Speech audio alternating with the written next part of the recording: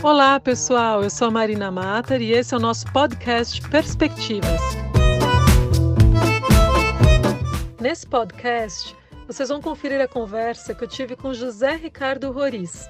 Ele é vice-presidente da Federação das Indústrias do Estado de São Paulo, Fiesp, presidente da Associação Brasileira da Indústria do Plástico, Abiplast, e do Sindicato da Indústria do Plástico, Sindiplast, sobre o cenário industrial no pós-pandemia, como retomar a competitividade das indústrias e a gente voltar a gerar emprego de qualidade aqui no Brasil.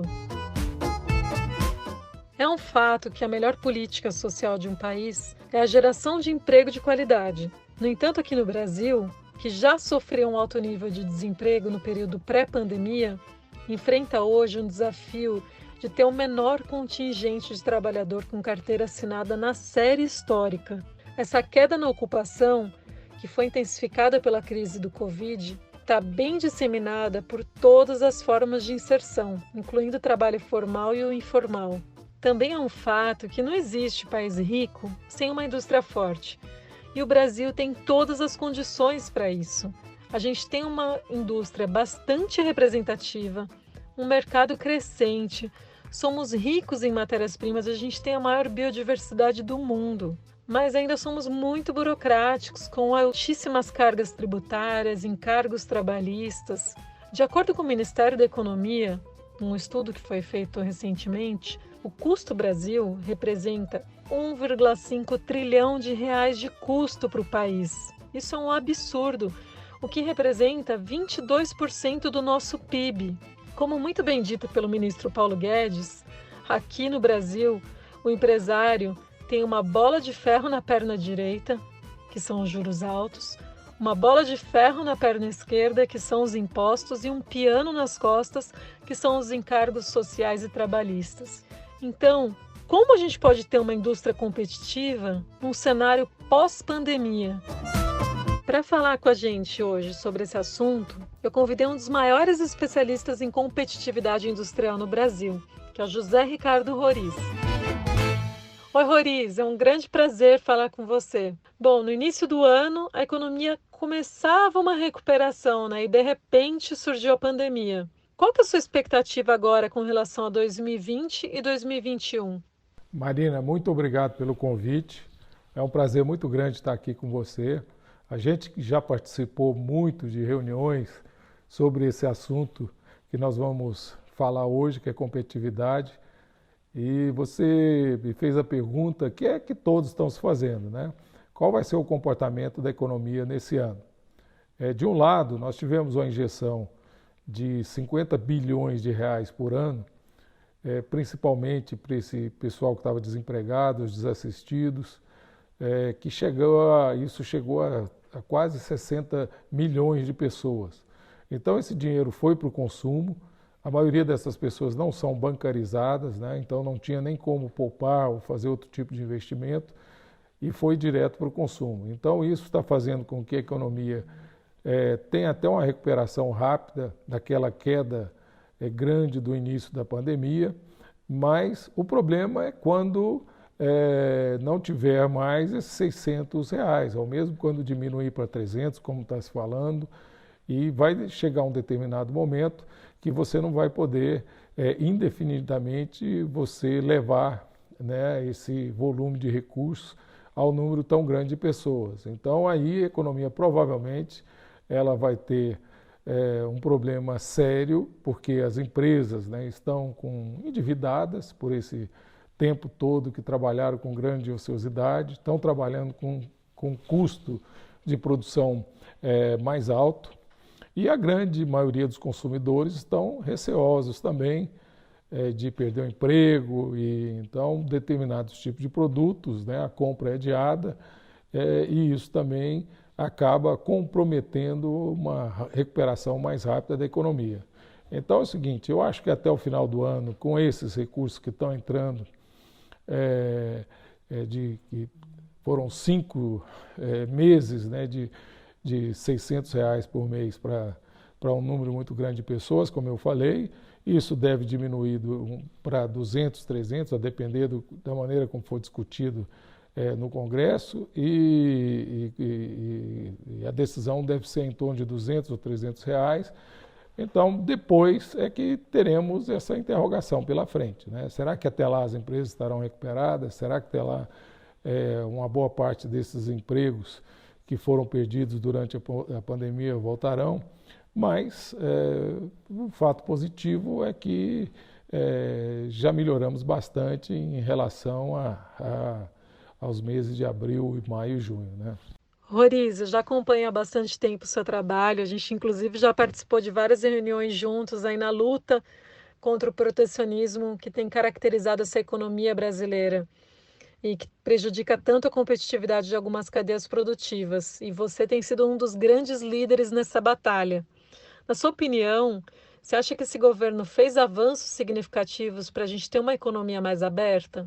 Marina, esses avanços, na realidade, começaram no governo Temer. Só o fato de ter levantado essa discussão da abertura do mercado, o Brasil participar mais do comércio internacional, a participação do Brasil é muito pequena para o tamanho da nossa economia. Então, isso foi discutido no governo passado e agora, de uma maneira mais forte, nesse governo. Eu sou favorável que a gente tenha, lógico, uma maior participação no mercado e, principalmente, a gente tenha possibilidade de exportar produtos manufaturados de maior valor agregado. Com os produtos também vão embutidos uma boa parte de serviços, né? Em cada produto que é produzido, produto sofisticado, tem quase 20% a 30% de serviços embutidos também. Então é muito bom para a economia a gente exportar mais. E para exportar você também tem que abrir o seu mercado, dificilmente você consegue fabricar tudo aqui no Brasil. Agora, temos que ter cuidado. De um lado, né, o cuidado nós temos um custo de produção muito alto. Um estudo recente mostrou que o custo de se produzir no Brasil, comparado à média dos países da OCDE, está em torno de 1,5 trilhão a mais do que da média dos países da OCDE. Então, isso faz que a gente tenha uma competitividade muito baixa e temos dificuldade para exportar e temos dificuldade também para competir no mercado interno com produtos estrangeiros. Então tem que ter uma abertura cuidadosa, tem que ter uma abertura previsível. Mas de outro lado também, nós não podemos continuar com empresas que têm uma força muito grande de mercado, monopólios, oligopólios, não tenha concorrência aqui no Brasil, que elas sejam protegidas, quase que tem um mercado total brasileiro à disposição dela, sem nenhuma concorrência, né? E com isso, você prejudica os setores que estão mais ajusantes, as empresas que estão mais ajusantes, e muitas vezes essas empresas ajusantes são empresas que criam, que produzem produtos de maior valor agregado, que criam melhores empregos. Então, temos também que abrir o nosso mercado para essas empresas que são monopólios e oligopólios. Então, não podemos ficar protegendo indefinidamente o mercado brasileiro para essas empresas aqui no Brasil. Bom, Roriz, a gente tem acompanhado aí as discussões sobre a reforma tributária que finalmente estão avançando e você é um dos grandes especialistas no assunto. Qual que é a sua avaliação da reforma tributária que está sendo desenhada pelo governo? Você acha que tem chance de ter redução da carga tributária? Marina, depois de 32 anos, eu acredito que nós vamos poder fazer uma reforma tributária no Brasil.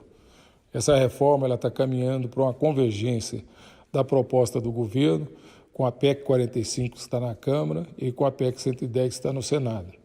Partindo para um IVA, você tirando tributos do consumo, e justamente as classes C e D que pagam proporcionalmente mais impostos.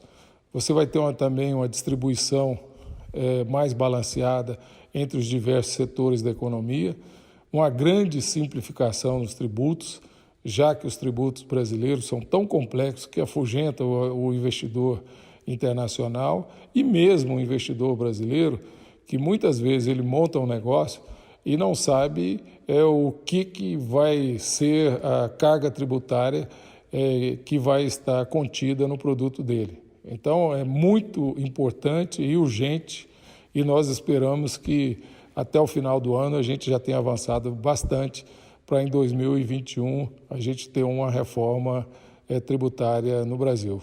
No podcast passado, eu conversei com o Alexandre Kossoi do Banco Mundial e a gente falou sobre capitalismo moral, que é quando questões sociais e a proteção ambiental estão inseridas na estratégia de negócio, inclusive nas decisões de investimento das empresas.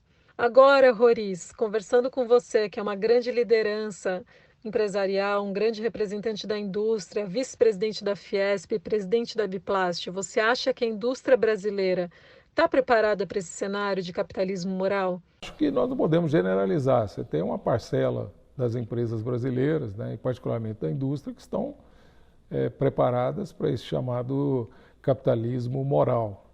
Tá? Eu acho que hoje, né, uma empresa para atrair capital a custo competitivo, né, para ter um mercado onde ela esteja totalmente adequado a esse novo momento e logo, né, o que a gente chama de esse novo normal também, né, que mudança de hábito das pessoas, mudança na forma de produzir, exigências que não existiam no passado e que agora vão exigir do consumidor, mas também tendo um consumidor responsável, tudo isso está mudando e muitas empresas já estão preparadas para isso e outras ainda nem começaram a fazer as suas transformações para esse chamado capitalismo moral. Mas eu acho que, sem dúvida nenhuma, né, hoje qualquer empresa que é bem administrada, que tem um bom processo de gestão, ela tem o foco principal em produzir produtos que sejam amigáveis para a sociedade, sob pena de ter uma vulnerabilidade muito grande no seu projeto de expansão e na sua sustentabilidade futura. Agora, dizer que os empresários e as empresas estão preparadas, eu acho que não, embora você tenha uma boa parcela do parque industrial brasileiro que já trabalha nessas condições. O papo está bom, mas a gente precisa encerrar o podcast, então uma última pergunta. A sua crítica de que as grandes entidades empresariais têm se dedicado mais à atuação política pelo interesse pessoal de alguns dirigentes do que em defesa dos interesses do setor tem repercutido fortemente. Você acredita que será possível mudar este quadro nas próximas eleições das entidades empresariais? Qualquer empresa, qualquer grande organização nos últimos 20 anos mudaram de CEO várias vezes, etc. Isso é um processo natural. E deveria existir isso também nas entidades que representam, né, setores da economia, né, porque tem que ter alternância, tem que ter renovação, você tem que atrair os empresários, você tem que atrair participação para que as decisões sejam compartilhadas, etc. E muito desse processo é uma governança onde você tenha lideranças que possam se alternar na posição de liderança, né? E isso não tem acontecido no Brasil. A maioria das federações, das entidades que representam, né, setores da economia, muitas vezes você tem presidentes ou lideranças que estão aí 15, 20, 25 anos. Né? Eu acho que tem que ter alternância, né? Eu acho que não faz o menor sentido você se perpetuar no poder dessas associações, porque a partir de um determinado momento você começa a misturar a sua agenda pessoal com a agenda do setor que você representa. E isso é muito ruim, né? E aqueles setores, né, que estão mais à frente, aqueles setores que vão se adaptar mais rápido, né, a esse novo normal, a esse novo mundo, onde as exigências tecnológicas são cada vez maiores, a incorporação dessas novas tecnologias, mudança no comportamento do consumidor, né, mudança no hábito das pessoas, né, mudança de como o produto chega, né, às pessoas aí com toda esse pacote tecnológico que tem que ser incorporado aí aos processos produtivos. E os processos produtivos, eles têm também que estar trabalhando em conjunto com o serviço, com o comércio, né, cada vez mais integrado, Para isso, você precisa de lideranças que se alternem e seria muito bom que isso acontecesse. Agora, aquelas que insistirem nesse modelo de perpetuar, né, pessoas que pegam um cargo desse, fica 10, 15, 20 anos, essas entidades elas vão ficar para trás, sem dúvida nenhuma, elas não vão ser representativas e vão perder uma boa parte, né, da imagem que elas têm, né, e o poder de influenciar com a entidade dessa deveria ter também.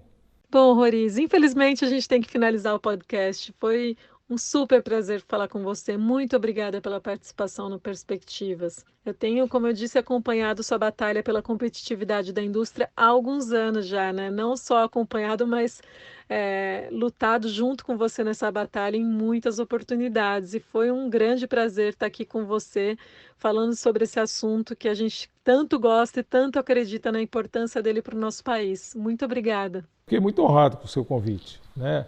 Como você falou, a gente já participou de várias reuniões. Eu sempre escutava com muita atenção as suas opiniões, sempre muito bem ponderadas e baseadas aí no conhecimento de causa, né? E é muito bom isso que você está fazendo, né? De escutar as pessoas, de compartilhar essas informações, ouvir opiniões. Muitas vezes são essas opiniões que acabam mostrando para a gente o caminho que deve ser seguido. E espero ter contribuído aí com essas excelentes perguntas que você fez, tá? E continue nessa linha aí. Eu vou ser um ouvinte de todos esses podcasts que você vai fazer, não tenha dúvida disso, que para mim é muito importante. E vamos continuar a nossa luta aí para desenvolver esse país, que a gente tenha uma economia que consiga distribuir mais renda. Hoje nós temos 90% dos brasileiros, né, que tem o IDH igual do Suriname e de Botsuana. Isso é muito ruim. Nós temos que trabalhar bastante nisso, porque muitas vezes o problema que nós temos na educação, o problema que nós temos de saúde, o problema que nós temos de segurança, é porque a renda do brasileiro média é muito baixa. Com isso, né, nós temos um sistema tributário deficiente, porque você não tem renda para tributar, você tem a grande massa da população que não tem renda, né, e o governo também acaba que não pode fazer todos os serviços que poderiam estar fazendo, até porque você tem uma tributação muito alta e uma renda muito baixa. Com isso você acaba tributando o consumo, e quem consome produtos é o pessoal de renda mais baixa. Infelizmente eles é que pagam proporcionalmente mais impostos. Então tem muita coisa para fazer, e essa agenda pela frente de reforma tributária, diminuir o custo do Brasil, ter um país mais aberto, ter um país mais moderno, ter um país que incorpore essas tecnologias, né, para levar isso para a população, e tudo isso dentro, né, de uma sustentabilidade que, com preservação do meio ambiente, como eu falei anteriormente, né, com produtos amigáveis para a sociedade, e pode contar comigo, porque isso aí a gente tem que fazer em conjunto. E lideranças como você é de extrema importância para a gente seguir nesses desafios. Muito obrigado. Obrigada por ter ficado até o final deste nosso podcast. Eu sou a Marina Matar e eu te espero na semana que vem de novo aqui, no Perspectivas, o podcast para quem já sabe que o futuro do Brasil é agora.